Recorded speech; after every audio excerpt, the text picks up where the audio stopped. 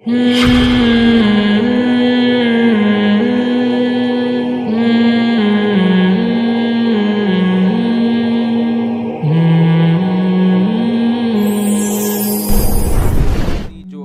Application ہے mobile میں آسانی سے ڈاؤن لوڈ ہو جاتی ہے. میرے تفسیر کے کچھ لیکچر ہیں مفتی طارق مسعود اسپیچز، جو میرا چینل ہے نا اس پہ میرے ویڈیو لیکچر ہیں تفسیر کے. وہ ویڈیو لیکچر ہم نے اس لیے شروع کیے کہ قرآن مجید کی اردو میں ہمیں تفاسیر ریٹن فارم میں تو ملتی ہیں، ویڈیوز میں نہیں ملتی. کچھ ویڈیوز میں ہیں جیسے ڈاکٹر اسرار احمد صاحب رحمۃ اللہ علیہ کی ہیں، لیکن ان میں ان کے جو لیکچرز ہیں نا ان کا انداز تھوڑا ڈیفرنٹ ہے. جس طرز پہ میں نے لیکچر ریکارڈ کروائے ہیں وہ الگ اسٹائل میں ہیں. الگ اسٹائل کا مطلب یہ ہے کہ ہم نے دیکھا کہ یوٹیوب پر پورے قرآن کے اردو میں ابھی تک ایسے کوئی لیکچرز نہیں ہیں کہ جن میں پورے قرآن کو کور کیا گیا ہو اور ٹو دا پوائنٹ بات ہو، صرف قرآن کی آیتوں کو فوکس کیا گیا ہو. جیسے میرا ایک جمعے کا بیان، اتوار کا بیان ہوتا ہے نا، اس میں تو بہت ایک ایک آیت پہ ایک ایک گھنٹہ ڈیڑھ گھنٹہ بیان ہوتا ہے. اس میں 4 شادیاں بھی آ رہی ہوتی ہیں، بچے بھی آ رہے ہوتے ہیں. وہ ظاہر ہے ایک آیت کو اس کو بہت کچھ آ رہا ہوتا ہے. اس میں توحید بھی آ رہی ہوتی ہے اور بھی لبرلزم کی مخالفت بھی آ رہی ہوتی ہے اور حقوق کی بات بھی آ رہی ہوتی ہے.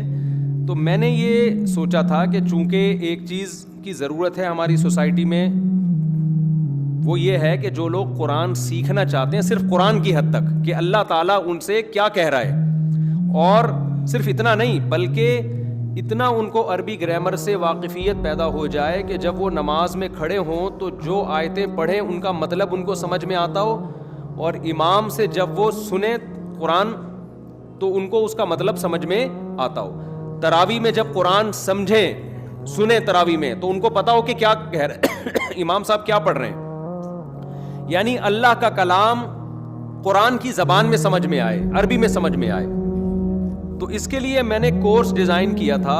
اس کورس میں یہ تھا کہ 8 لیکچر شروع کے ایسے تھے جن لیکچرز میں عربی گرامر سکھائی گئی ہے. اب عربی گرامر چونکہ ایک مشکل گرامر ہے تو ہم پوری عربی گرامر سکھائیں تو اس میں تو بہت ٹائم لگتا ہے. تو ہم نے کہا صرف اتنا حصہ سکھا دو کہ قرآن سمجھنے میں آسانی ہو جائے، قرآن سمجھ میں آئے. تو میں نے ایک 8 لیکچر تیار کیے اس کے لیے.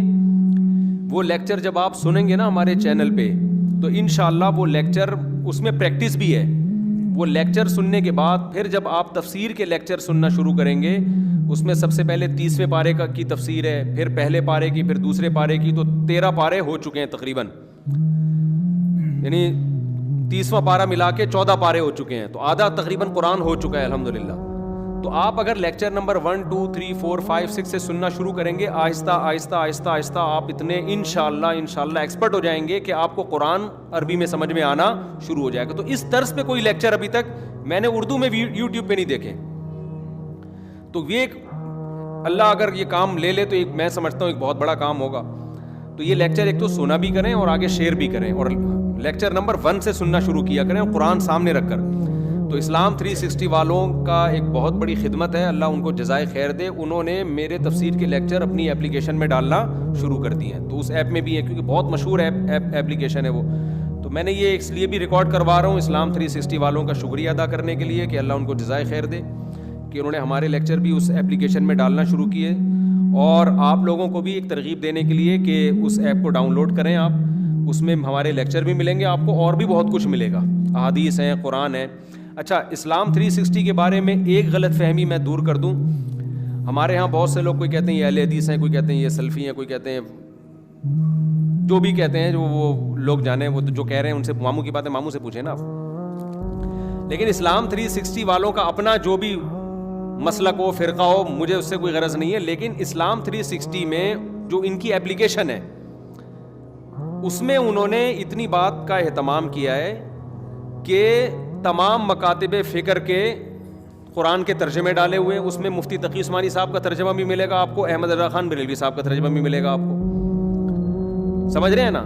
اس میں حدیث کی جو ترجمہ کہیں سے لے لیا انہوں نے تو اس میں بعض اہل حدیث ہیں جن کا ترجمہ ہے، بعض علماء دیوبند ہیں جن کا ترجمہ ہے.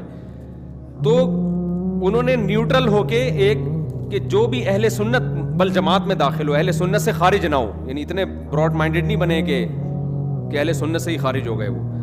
تو وہ کہیں سے بھی جو بھی ان کو ملا نا, کوئی بھی اسلامی لٹریچر ہے, وہ انہوں نے اس اپلیکیشن میں ڈال دی ہے. تو ان کا بنیادی مقصد یہ ہے کہ کوئی شخص اسلام کے بارے میں معلومات جاننا چاہتا ہے تو ایک ہی جگہ اس کو سب کچھ مل جائے, پھر وہ خود تحقیق کر لے کہ کیا صحیح ہے کیا غلط ہے, کس کا ترجمہ صحیح ہے کس کا ترجمہ غلط ہے, وہ ظاہر علماء سے پوچھ کے کرے گا.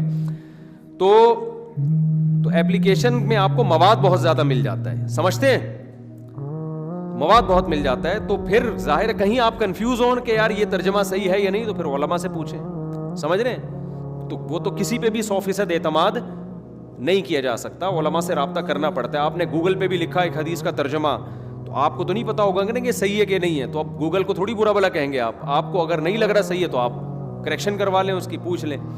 تو گوگل تو کیا کرے گا, معلومات اکٹھی کر دے گا. تو اسلام 360 والوں نے بھی اہل سنت والجماعت کے جتنے مکاتب فکر ہیں, اہل سنت سے خارج نہیں, اہل سنت والجماعت کے جتنے مکاتب فکر ہیں ان کے لٹریچر کو اس ایپلیکیشن میں جمع کر دیا. تو یہ بہت خاندانی کام ہے اور بہت زبردست کام کیا ہے کہ آپ کو ساری چیزیں ایک ایپلیکیشن میں مل جائیں گی. اب جو ہے نا موبائل ایپ کا دور ہے, موبائل لوگوں کے ہاتھ میں ہوتا ہے, ایپلیکیشن کے ذریعے بہت جلدی چیزیں میسر ہو جاتی ہیں. تو اس میں سرچنگ کا بھی بڑا بہترین سسٹم ہے, اس پر میں خیر پہلے بھی ایک کلپ ریکارڈ کروا چکا ہوں. تو تفسیر کے لیکچر بھی اگر آپ نے سننے ہو نا, دیکھنے ہو, اسپیچز میں کسی کو مشکل لگ رہے ہیں تو ادھر بھی آپ ڈاؤن